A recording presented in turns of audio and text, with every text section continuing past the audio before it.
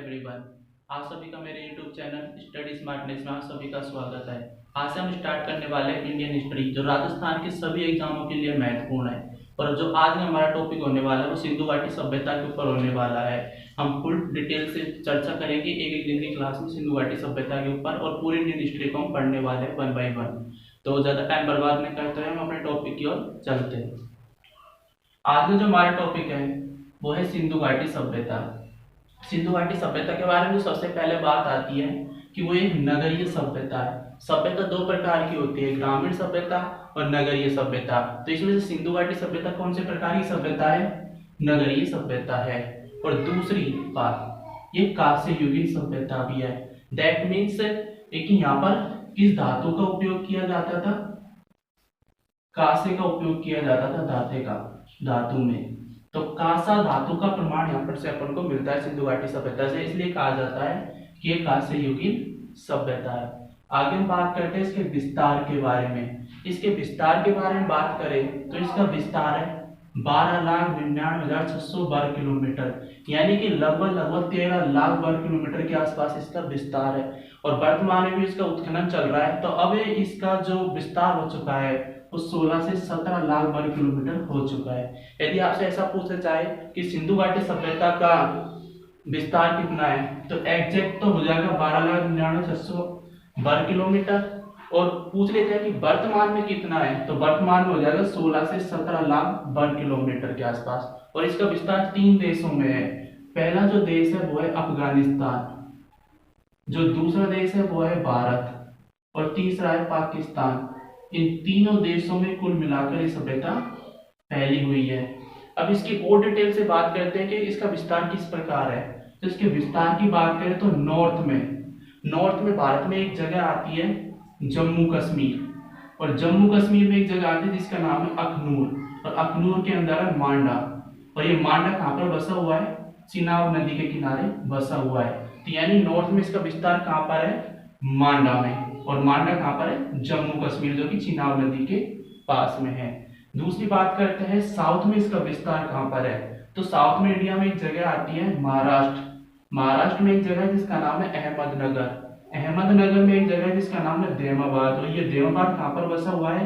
गोदावरी की सहायक नदी प्रवरा पर। तो गोदावरी की सहायक नदी प्रवरा पर बसा हुआ इस देमाबाद में इसका साउथ में विस्तार है। आगे बात करते हैं इसके विस्तार की वेस्ट में। तो भारत में इसका जो वेस्ट में विस्तार है वो नागेश्वर गुजरात में है। लेकिन पूरे विश्व लेवल पे बात करें तो इसका वेस्ट में जो विस्तार है ना, पाकिस्तान में एक जगह आती है जिसका नाम है बलूचिस्तान, और बलूचिस्तान के अंदर एक जगह है जिसका नाम है सुतकांगडो। और ये जो सुतकांगडो है वो दास्क नदी या मकराना समुद्र तट के पास स्थित है।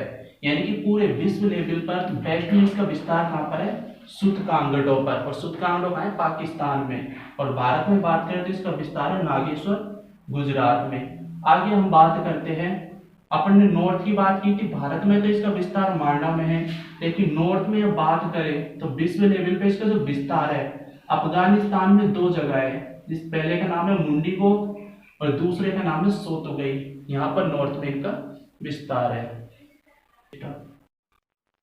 और ईस्ट में जो इसका विस्तार है, तो भारत में है इसका ईस्ट में विस्तार, तो एक जगह है यूपी, और यूपी में एक जगह जिसका नाम है मेरठ, और मेरठ में एक जगह आलमगीरपुर। और ये आलमगीरपुर कहाँ पर बसा हुआ है? हिंडन नदी के पास में। तो ईस्ट में इसका विस्तार कहाँ पर है? आलमगीरपुर में। आगे हम बात करने वाले सिंधु घाटी सभ्यता के कालक्रम के बारे में, यानी सिंधु घाटी सभ्यता कब थी। तो पहला जो जॉन मार्शल जिसने उत्खनन करवाया था, जो भारतीय पुरातत्व विभाग का महानिदेशक था उस समय, जिसने जॉन मार्शल ने इसका उत्खनन करवाया था, वो बताता है कि इसका जो कालक्रम है वो 2350 से 2750 बीसी पहले था। लेकिन जो कार्बन डेटिंग की गई तो उससे पता चला कि जो कालक्रम था वो 2350 से 1750 बीसी पहले था। यानी कि जॉन मार्शल बताता है कि 3250 से 2750 पहले था, लेकिन कार्बन डेटिंग से पता चलता है कि 2350 से 1750 पहले था। और यही जो सिद्धांत है वो सर्वमान्य है। और पेपर में अगर आपके आता है तो आपको यही करके आना है, 2350 से 1750 बीसी पहले इसका कालक्रम माना गया है।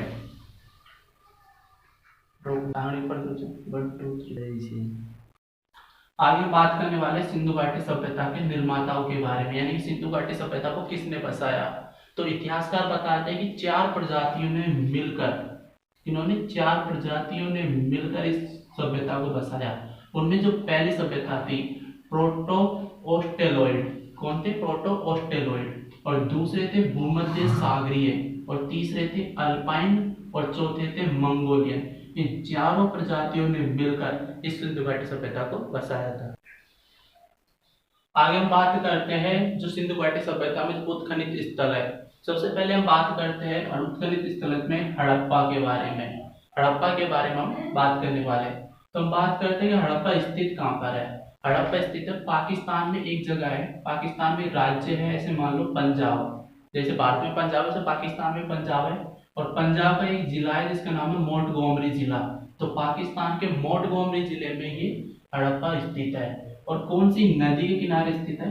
रावी नदी पर स्थित है। और रावी नदी के भी बाएं तट पर स्थित है। कौन सी तट पर? बाएं तट पर स्थित है। आगे हम बात करते हैं कि इसकी खोज और उत्खनन किसने किया था। एक ही व्यक्ति ने सन 1921 में इसका खोज और उत्खनन किया था। उस व्यक्ति का नाम था दयाराम साहनी। और जॉन मार्शल के निर्देशन में दयाराम साहनी ने 1921 में हड़प्पा का खोज और उत्खनन दोनों ही किया था। तो आगे हम बात करते हैं कि हड़प्पा का जब उत्खनन किया गया दयाराम साहनी के द्वारा, ऐसे कौन कौन से साक्ष्य अपन को मिलते हैं। पहला जो साक्ष्य मिलता है अपन को मिलता है अन्नागार। अन्नागार का मतलब है कि अन्न रखने की जगह। और ये मिले 6-6 की लाइन में 12 मिले।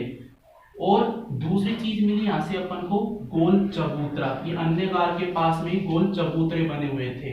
और इन दोनों ही जगहों से, अन्नागार से और गोल चबूतरों से, हमको गेहूं और जौ के सबूत मिलते हैं। यानी कि इससे पता चलता है कि दोनों किस लिए यूज आते थे, अन्नागार और गोल चबूतरा गेहूं को संग्रहित करने के लिए यूज आते थे। जैसे कि अपन देखेंगे कि हड़प्पा पे अपन जाएंगे तो ऐसे सड़क के पास में 1 2 3 4 5 6 और फिर गैप लाके बीच में फिर 1 2 3 4 5 6 और ऐसे ही सड़क के दोनों तरफ ये बने हुए हैं और पास में गोल चबूतरा बना हुआ है। तो इन 6-6 की लाइन की जो अन्नागार थे, इनमें हड़प्पा कालीन जो लोग थे वो अन्न को रखा करते थे और चबूतरे पर अन्न को क्या किया करते थे? साफ किया करते थे। इसीलिए दोनों जगह से अपन को अन्न के सबूत मिलते हैं। आगे हम बात करते हैं जो हमें अगला जो चीज मिलती है, तीसरी जो चीज मिलती है वो मिलती है श्रृंगार पेटिका। यानी कि जो हड़प्पा कालीन जो लोग थे, ये सिंधु घाटी सभ्यता के लोग थे, वो श्रृंगार पीरियड पे श्रृंगार किया करते थे। जो चौथी चीज अपन को मिलती है वो मिलती है स्वास्तिक का निशान मिलता है, जो इस प्रकार का अपन ने होता है स्वास्तिक का निशान, वो अपन को यहाँ से मिलता है। इस प्रकार का स्वास्तिक का निशान होता है। पांचवी जो चीज मिलती है वो मिलती है इक्का गाड़ी। इक्का गाड़ी का मतलब है कि मिट्टी की बनी हुई गाड़ी, जो मिट्टी का बनी हुई जो गाड़ी होती है, छोटा खिलौना आता है मिट्टी से बना हुआ गाड़ी का खिलौना, वो अपन को मिला। छठी चीज मिली श्रमिक आवास, यानी कि जहाँ पर श्रमिक लोग रहा करते थे। और चौथी चीज, सातवीं चीज अपन को मिलती है कब्रिस्तान। और कब्रिस्तान ऐसे 2 प्रकार के मिलते हैं, R37 प्रकार के और H प्रकार के कब्रिस्तान यहाँ से अपन को मिलते हैं। और इन H प्रकार के कब्रिस्तान को विदेशी कब्र भी कहा जाता है। अब इन साक्ष्यों को याद करना थोड़ा सा कठिन हो सकता है, तो इसको एक ट्रिक से हम याद कर सकते हैं। कैसे याद कर सकते हैं? मानो कि हम हड़प्पा घूमने के लिए गए, तो हड़प्पा घूमने के लिए हम जाएंगे, जब क्या करेंगे, सुबह सुबह उठ के नहा धो के रेडी हो जाएंगे। और जब हम नहा धो के रेडी हो जाएंगे, हम क्या करेंगे? श्रृंगार करेंगे, क्रीम पाउडर लगा लिया। उसके बाद हम क्या करेंगे? स्वास्तिक लगाएंगे। तिलक लगाते हैं ना अपन, तो तिलक की जगह अपन क्या लगाएंगे? स्वास्तिक लगाएंगे। और फिर अपन जाएंगे घूमने के लिए बस में बैठ के। लेकिन अपन यहाँ पर बस में बैठ के नहीं जाएंगे, अपन जाएंगे इक्का गाड़ी में बैठ के। किसमें बैठ के जाएंगे? इक्का गाड़ी में। यानी कि नहा धो के तैयार हो, श्रृंगार किया, स्वास्तिक लगा, इक्का गाड़ी में बैठ के कहाँ पहुंच गए? हम हड़प्पा पहुंच गए। और जैसे हम हड़प्पा पहुंचे, हम सड़क पर चल रहे हैं। जब हम सड़क पर चल रहे हैं तो हम देखते हैं कि सड़क के पास में क्या बने हुए हैं? 6-6 की लाइन में 12 नगार बने हुए हैं। और पास में क्या बना हुआ है? गोल चबूतरा बना हुआ है। और इन दोनों जगहों पर क्या बिखरे हुए? गेहूं और जौ बिखरे हुए। तो ये कंप्लीट हो गया, ये कंप्लीट हो गया, ये भी कंप्लीट हो गया, ये कंप्लीट हो गया। यानी कि श्रृंगार किया, स्वास्ति लगाई, का गाड़ी बैठ के वहां पहुंच गए, अन्नागार देखे, गोल चबूतरा देखा, और फिर उसके बाद में आगे बढ़े तो हमने देखा कि वहां पर श्रमिक आवास बना हुआ है जहाँ पर श्रमिक लोग ठहरते थे। फिर लास्ट हमने देखा कब्रिस्तान, और कब्रिस्तान दो प्रकार के थे, R37 और H प्रकार के। यदि आपको हमारी मेहनत पसंद आई हो तो चैनल को सब्सक्राइब करें, वीडियो को लाइक करें और अपने दोस्तों तक शेयर करें।